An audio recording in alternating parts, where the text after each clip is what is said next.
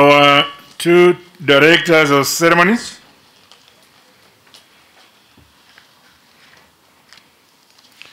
The First Lady, Amai Auxilia Mnangagwa.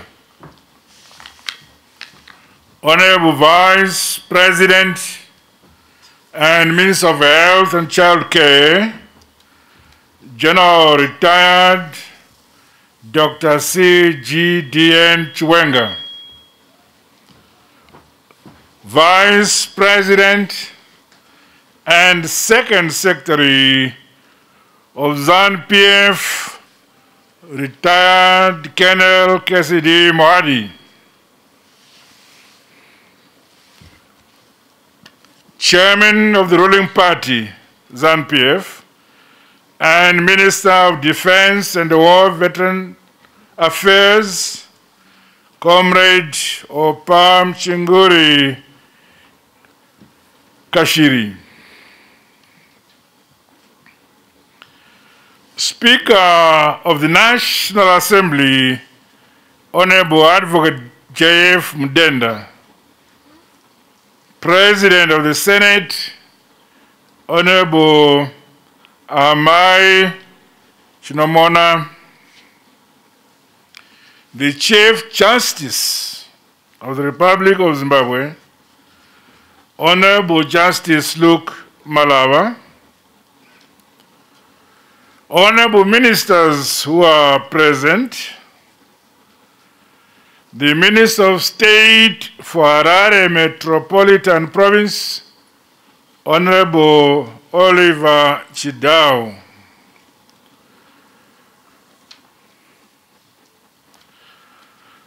Leader of the Opposition in Parliament, Honorable Douglas Monzora. Members of Parliament,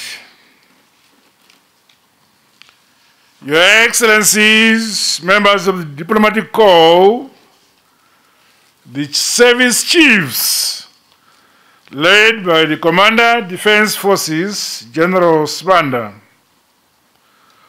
all veterans of the liberation struggle, families of the heroes of our liberation struggle,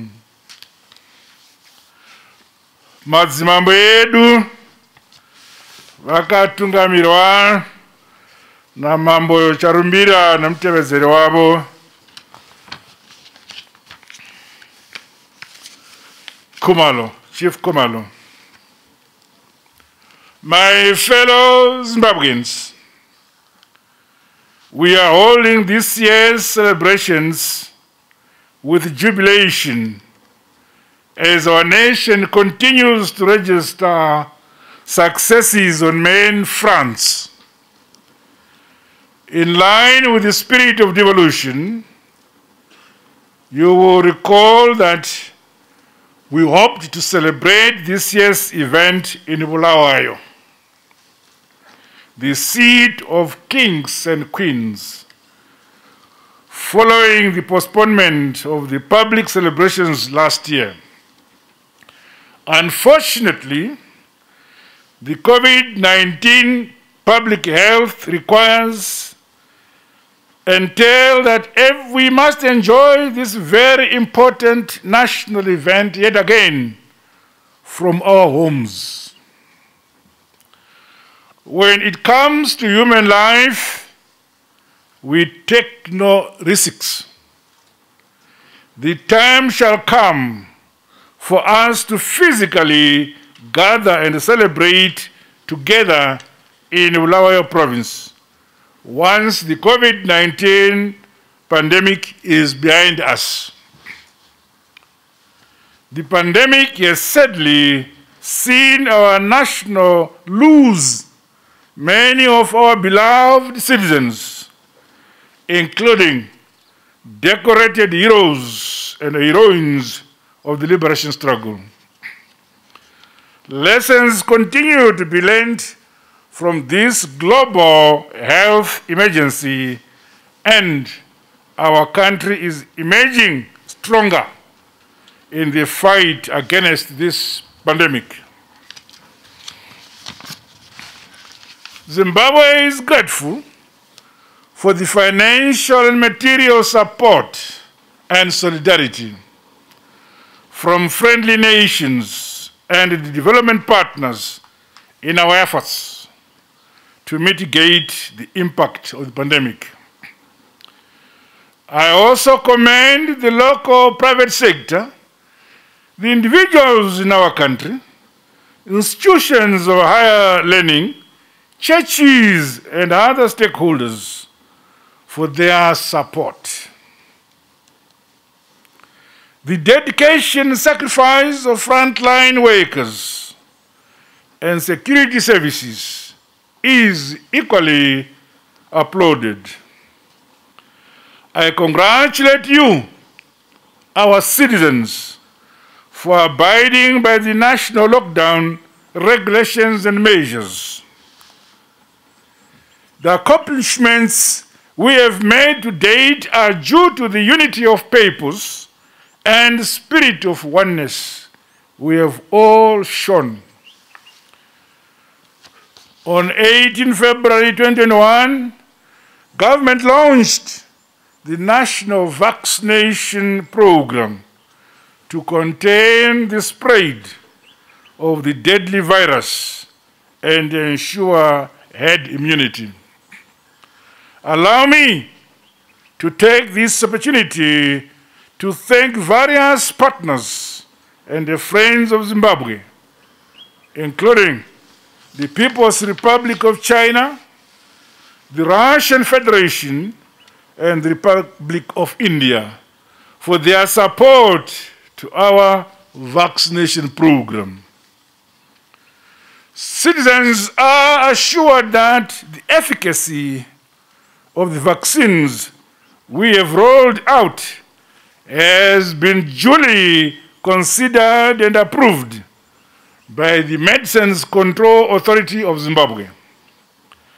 I therefore call upon the people of our great country, Zimbabwe, to go out in their numbers and get vaccinated. No one is safe until everyone is safe. My dear fellow Zimbabweans, as the Second Republic, we will never betray that which made the many sons and daughters of our motherland to wage the protracted armed liberation struggle, paying the supreme sacrifice. We will always protect the significance and sacred spirituality of our land.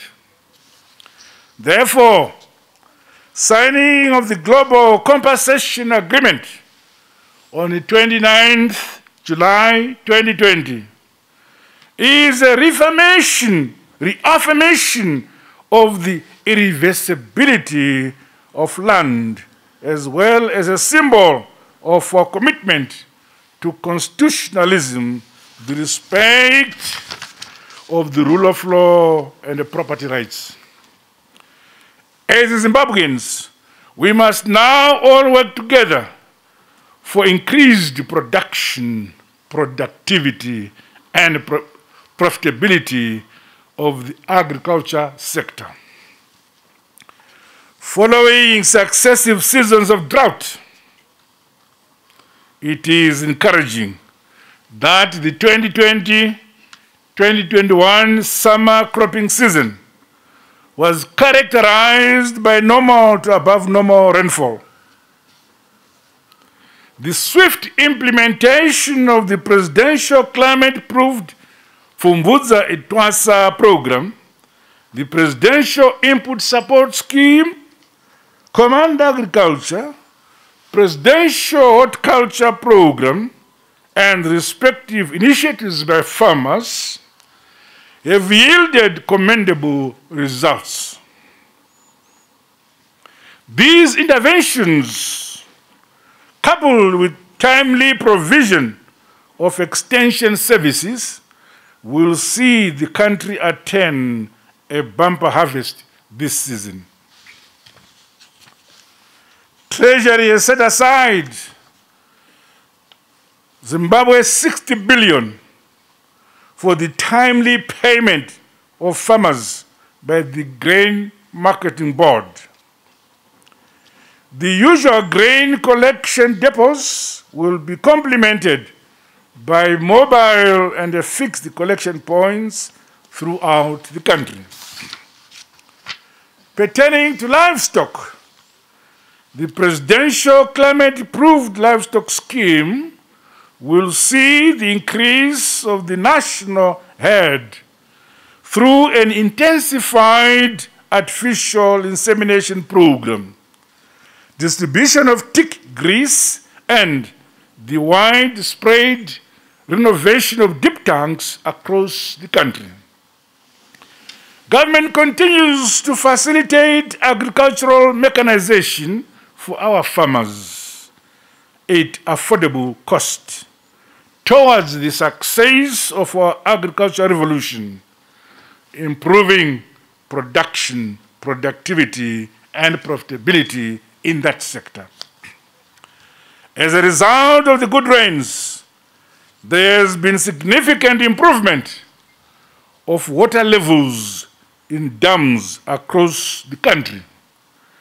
This gives impetus for the implementation of the National Accelerated Irrigation Rehabilitation and Development Program, as well as the Smallholder Irrigation Rehabilitation Program. To this end, we are speeding up the rate of completion of dams, with Marobanyati and the Causeway dams having so far been completed. Gwai Shangani Dam will be completed by year end this year. My fellow Zimbabweans, despite altered economic growth projections due to the COVID-19 pandemic, the reform agenda under the Transitional Stabilization Program realized indisputable successes. The successor program, the National Development Strategy 1, is now underway. The translation of the NDS 1 into 16 languages will enhance national vision, sharing, and robust implementation of the National Development Strategy 1. My government continues to realize budget surpluses. Inflation, which had become a major source of macroeconomic instability, is being contained.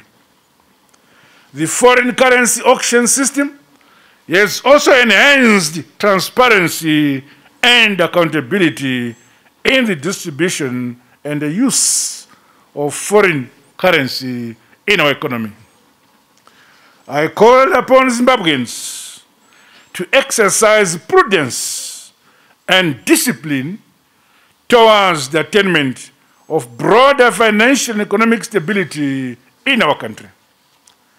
The manufacturing sector has remained resilient to the pertinent shocks presented by the imposition of illegal sanctions, natural disasters, and now the COVID-19 pandemic.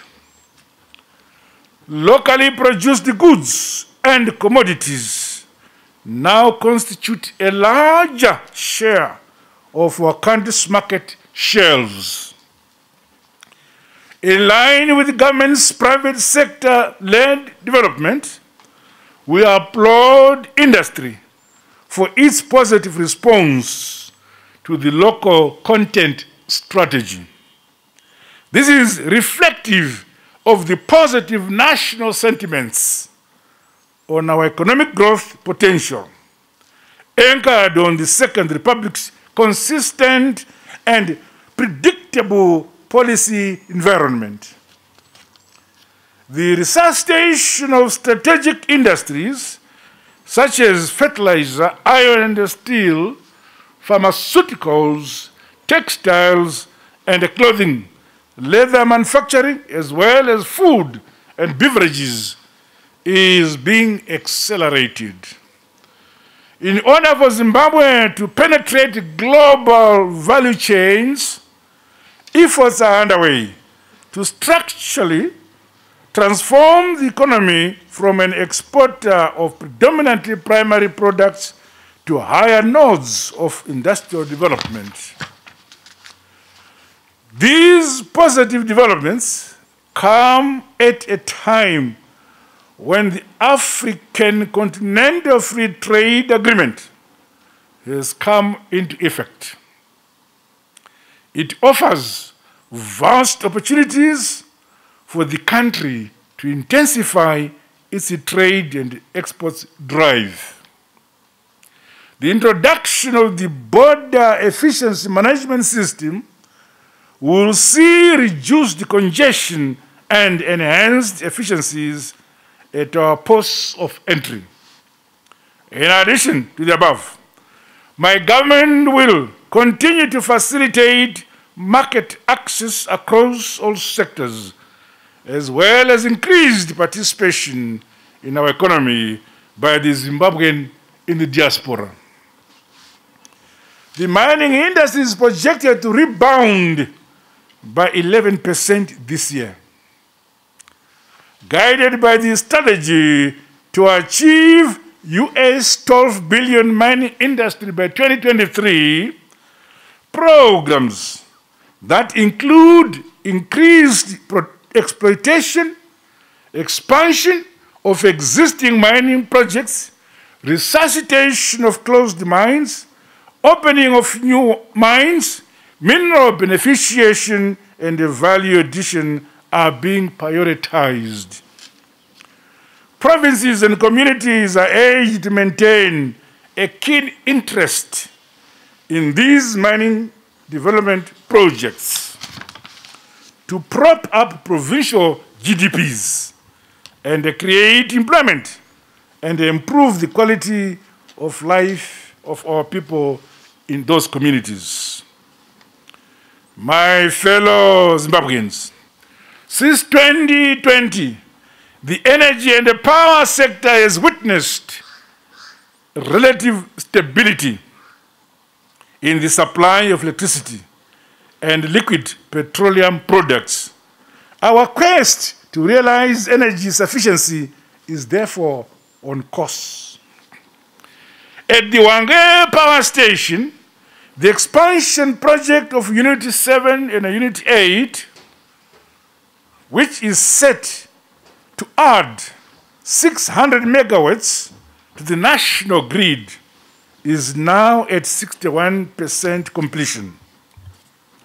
Meanwhile, a 280 megawatt capacity will be restored into the national grid when the overhaul of Unit 3 and refurbishment of Unit 6 are completed. Following the approval of the US $310 million facility from India Exim Bank, work to extend the lifespan of the power station is expected to commence in earnest. With regards to the hydropower generation, the significant water inflows into Lake Kariba are set to guarantee adequate power availability from the Kariba power station. Informed by the renewable energy policy and the biofuels policy, my government is promoting private sector investments in the sector. To this end, an independent power producer, Zimbabwe Zhongjin Electrical Energy, is working on a 50 megawatts thermal power plant in Wange, which is now 97% complete. In addition, 11 renewable energy projects have been commissioned and are feeding power into the national grid, with 8 others generating power for own consumption. The construction of a 6 million liter ethanol storage facility and a 500 metric ton LPG depot in Mavuku is underway. Our country is encouraged and optimistic about the immense possibilities as a result of oil and gas exploration in Zarabani. This project will broaden the country's energy matrix, and have far-reaching benefits to the economy as a whole. My dear citizens, the COVID-19 pandemic has had a dire effect on the country's tourism sector. However, the ongoing national vaccination program offers hope for its revival. Incentives are being offered to increase domestic tourism under the Tourism Zimbabwe campaign, including the provision of a government guarantee to improve access to finance for further development of the sector. New tourism resorts and a wider array of tourism products are being rolled out in line with the provincial comparative advantages and endowments. The protection of the environment remains a key policy thrust of the Second Republic. The preservation of wetlands, zero tolerance to litter, curtailment of pollution, and a sound legislation to stop the decimation of forests remain critical. Zimbabwe has managed to grow its wildlife population. However, government is concerned about the increasing number of cases of human-wildlife conflict. Consultations are underway with the view of developing comprehensive policy on this matter. The quest by our country to trade wildlife resources for the benefit of communities is ongoing. Sound national infrastructures are essential building blocks for sustainable economic development and growth. With the bolts and bars, brick upon brick, and stone upon stone, we are rebuilding our great country, Zimbabwe. We are harnessing and effectively developing our local resources and human capital to upgrade and modernize the country's infrastructure. The heavy rains received across the country have taken their toll on our roads, our bridges, and other infrastructure. In response, government has launched phase 2 of the Emergency Road Rehabilitation Program for the urgent rehabilitation of roads throughout all provinces. The upgrading and expansion of the Harare-Bati Bridge Highway, as well as rehabilitation, improvement, and widening of sections of the Chirundu Highway are progressing well. Government is continually replenishing the ZUPCO fleet towards the resuscitation of the public sector transport sector. As we move towards Vision 2030, air connectivity is equally important. Hence, the rehabilitation, refurbishment, and expansion of airstrips such as Binga in Matabeleland North and Chapoto in Mashonaland Central Provinces, among others, are ongoing.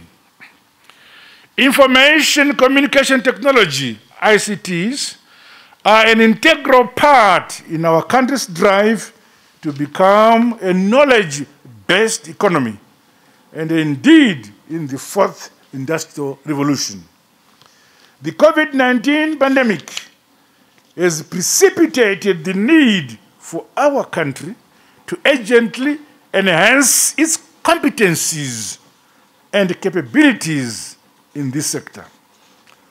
All sectors are therefore urged to leverage on the recently launched National Data Center to further spur innovations that increase operational efficiencies and improve service delivery. My dear fellow Zimbabweans, the provision of health, water and sanitation, education and public transport, among others, remain at the core of our country's social development policies. Accordingly, my government's health sector reforms have resulted in improved regulation, accountability, transparency, and the work ethic within that sector. Devolution funds have enabled the construction of suitable primary and secondary health care and education facilities throughout the country. Work is underway towards establishment of specialist medical facilities, including in the prime tourist resorts. Under the Second Republic, a relevant education system remains key to sustainable socio-economic development and the achievement of Vision 2030. Informed by heritage-based philosophy, unique country needs and the realities, as well as the broader global perspectives, the study of science-related fields is being encouraged. To date, innovation hubs and industrial parks within our tertiary and higher institutions of learning are producing goods and services with far-reaching national and economic implications. Programs to cushion vulnerable members of society, certain sectors of the economy, and the food insecure households in both rural and urban areas continue to be availed. Furthermore, disability mainstreaming must be pursued across all sectors, as informed by the National Disability Policy. This includes seeking greater inclusion and empowerment of persons living with disabilities and the realization of their improved quality of life. The licensing of 6 privately owned television stations and the 6 language-based community radio stations is a demonstration of my government's commitment to uphold constitutionally a guaranteed right to freedom of expression and the freedom of the media. It is my expectation, however, that these new players will project the much-needed diversity and the plurality in the broadcasting sector. I further urge the new entrants to always advance national identity, national patriotism, national peace, national unity, production and productivity towards the prosperity of our great country, Zimbabwe. Our devolution and decentralization agenda is gaining traction and changing the landscape of many districts of our country. It is pleasing to note that devolution funds in excess of Zimbabwe 1 billion have been disbursed to local authorities during this first quarter for various community projects which cascade down to the ward level. Women, youth, and SMEs have a pivotal role in society and are emerging as important players in sectors such as agriculture and mining. Their empowerment and financial inclusion remains a priority by the Second Republic. However, Government notes with concern the spike in gender-based violence, child abuse, and other heinous social crimes. Perpetrators have no place in our society and must be duly and timely punished by our judicial system. Citizens across provinces and districts are urged to take advantage of the decentralized court system to access justice delivery within their communities. Regarding youth development and empowerment, government successfully reviewed the National Youth Policy and has reintroduced National Youth Training Program. These provide a broad framework for the empowerment of youth in a comprehensive, coordinated, and multi-sectoral manner. The new focus will see the nurturing of young people who are technically skilled and knowledgeable, patriotic, honest, hard-working. It is envisaged that the focused program will inculcate a sense of national identity and the spirit of volunteerism among the youth for the good of our great country. I would like to commend the First Lady, my auxiliary Mnangagwa, and the Angel of Hope Foundation for implementing various humanitarian programs and projects across the country towards nurturing respect, discipline, and a greater appreciation of our culture and heritage among the youth. Their work with regards to tourism and health advocacy is equally appreciated.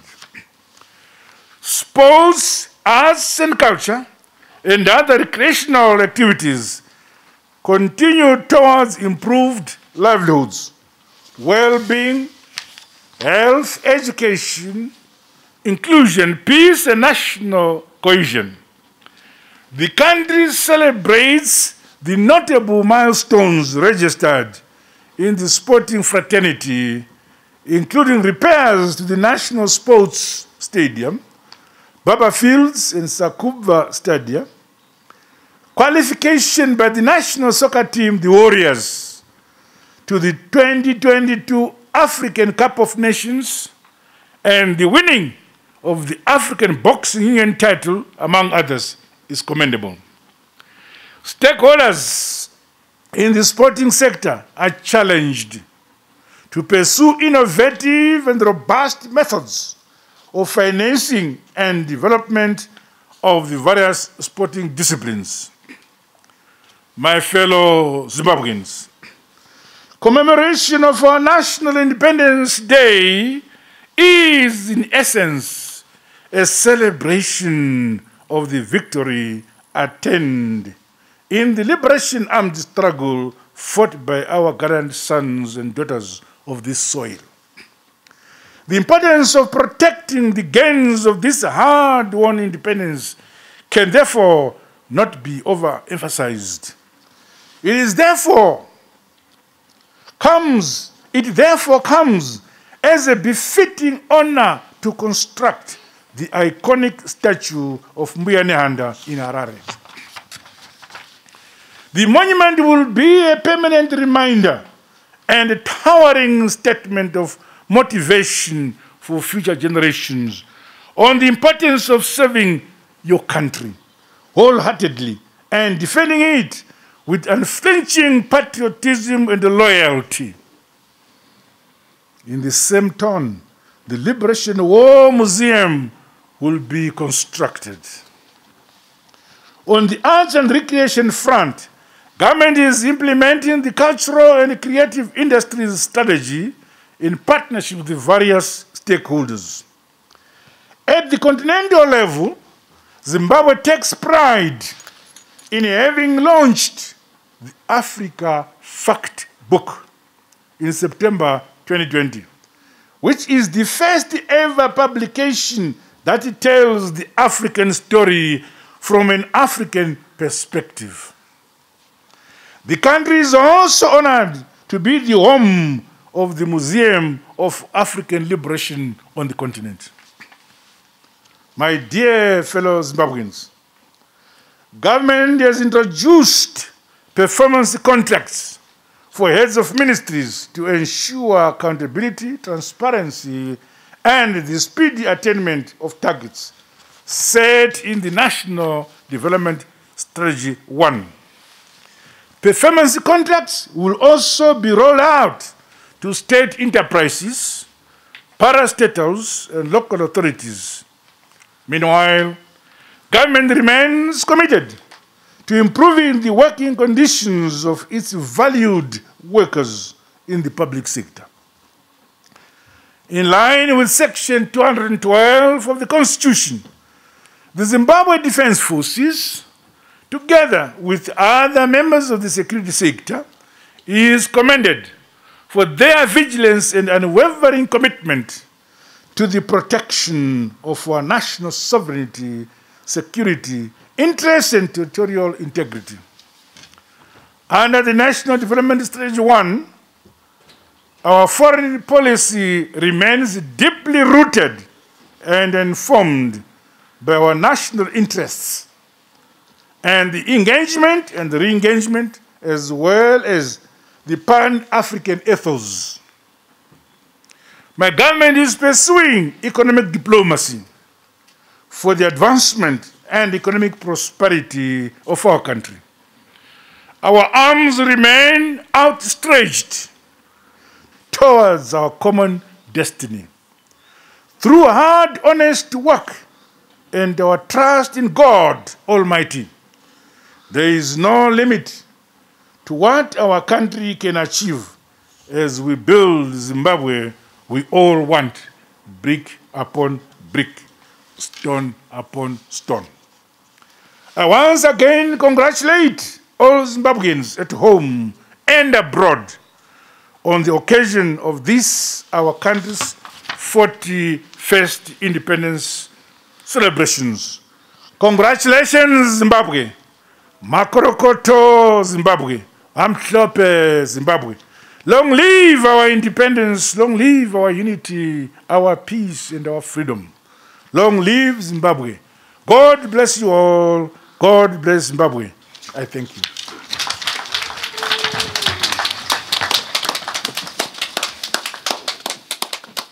I think those at home and those who are gathered here in the provinces and the districts, let's hear you clap much harder than you have done.